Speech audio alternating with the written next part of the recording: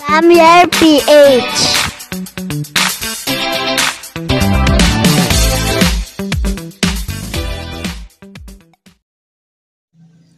Good morning guys! Welcome back sa aking channel. Dito nga pala tayo ngayon guys sa aking mini farm. Ayan, inagahan natin ngayon pagpunta dito guys. Kasi magpapakain tayo ng ating mga alaga. Punta kasi ako mamaya guys dun sa isa nating setup ng concrete pan guys. Kasi may ginawa tayo dun na concrete pan para sa ating mga ARC. Ayan, bali mamaya pakita ko sa inyo guys kung ano na itsura ng setup natin doon. Tapos meron tayong order na tatlong trio guys. Doon din natin kukunin yung mga i-out natin guys na mga ARC. Yan. Dito nga pala sa pond na to guys ay nasa 100 pieces na fingerlings yung nilagay natin. Black tilapia guys saka red tilapia yung nandyan sa pond natin guys. Yan. Tapos may sinet up nga rin pala ako dito guys na swimming pool. Yan. Bali may laman din to guys na mga ARC. Yan. Etong dalawang batya na to guys ay merong tig-isang trio. Yan. Bali malapit na mag-eggs yung mga female dito. Yan. Tapos dito sa swimming pool guys, meron ditong 100 pieces na 2.5 to 3 inches na size ng ARC natin guys. Yan kung makikita nyo nga green water yan kasi tuwing morning yan hanggang 7 AM guys medyo may araw. Pero meron naman tong net guys na protection natin sa sikat ng araw dito. Kaya okay lang naman dito yung ating mga ARC. Yan. Bali, punta tayo mamaya guys dun sa ating concrete pan guys. Pakita ko sa inyo.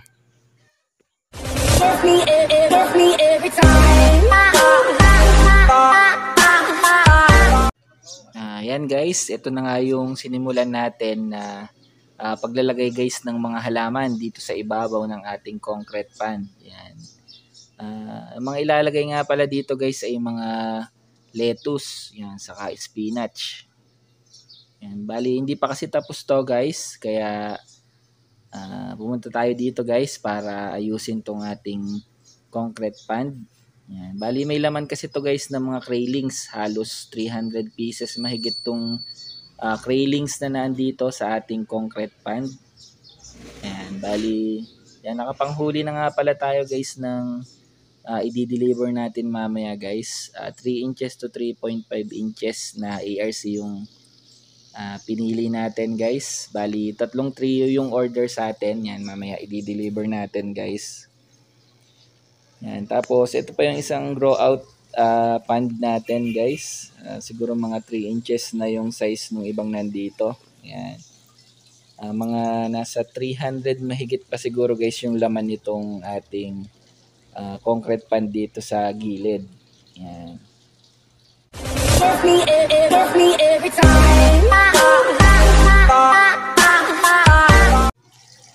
Yan guys, tapos na yung ating setup dito sa ating pond ng mga railings natin guys. Ito nga palang gamit kong pump ay Aquaspeed guys na A3000 yung model niya. Yan, malakas naman yung ating pump guys kaya kayang-kayang umahon ng tubig dito sa ating mga PVC. Yan, bali hindi na tayo magdidilig ng ating mga lettuce guys kasi dyan napasok yung tubig natin bago pumunta dun sa pond natin. Yan, saka meron din tayong filtration dito guys. Yan, para masala yung mga dumi na nanggagaling dito sa ating tubig ng pond guys. Yan, saka marami tayo dito guys na mga water lettuce saka asola. Yan, kinakain din yan ng ating mga alagang crayfish.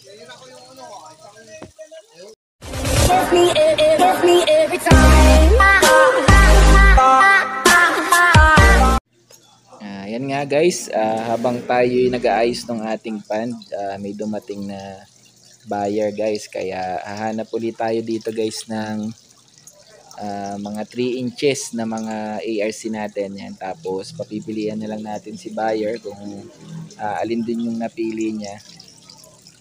Yan. Check natin dito guys kung meron pang malalaki na size na mga ARC. Yan. Kasi bigla-bigla kasi may nadating na buyer yan, kaya hindi ko na-monitor guys yung mga size ng mga natira dito. Yan. Pero kung sa Krailings guys, napakarami natin, mga 1 to 1.5 inches. Halos 1,000 to 2,000 yung piraso ng ating mga Krailings dito guys. Saka yung nando sa ating bahay sa mga rep tab natin. Yan, marami tayo ng mga Krailings. Kaya hindi tayo uubusan guys ng mga i-grow out natin ng mga ARC. Yan. Pag nag-aalaga kasi kayo ng ARC guys, talagang kailangan na marami na lagayan or kailangan talaga mas malalaki para mabilis lumaki yung mga ARC natin guys. Dito kasi sa amin guys, medyo maliit lang yung area namin, kaya hirap tayo makapaglagay guys ng mga malalaking pan.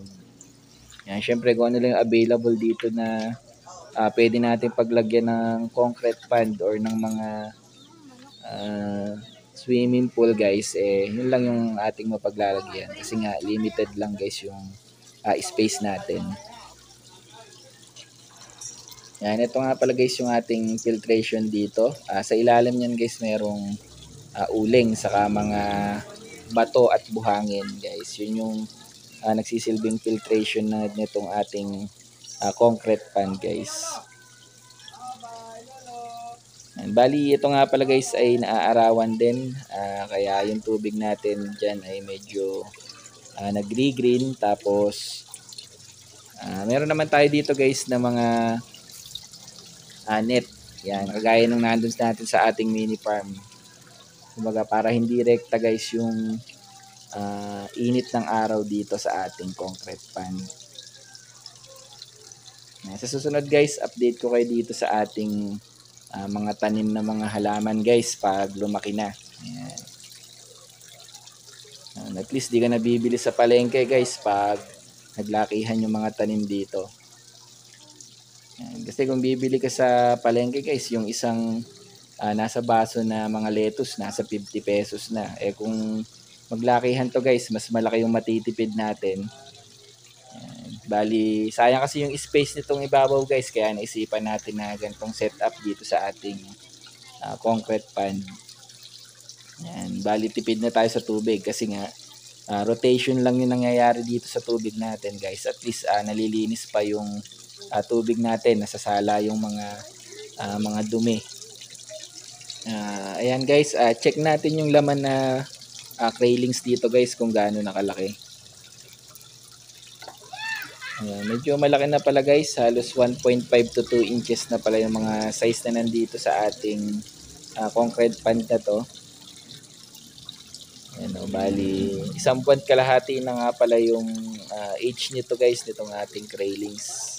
Ayan, kaya medyo malaki na siya. So paano guys, dito ko na nga pala tatapusin yung video na to. Ayan, update ko na lang ulit kayo sa mga susunod na mga video natin guys. Yan, maraming salamat sa lahat ng nanood guys.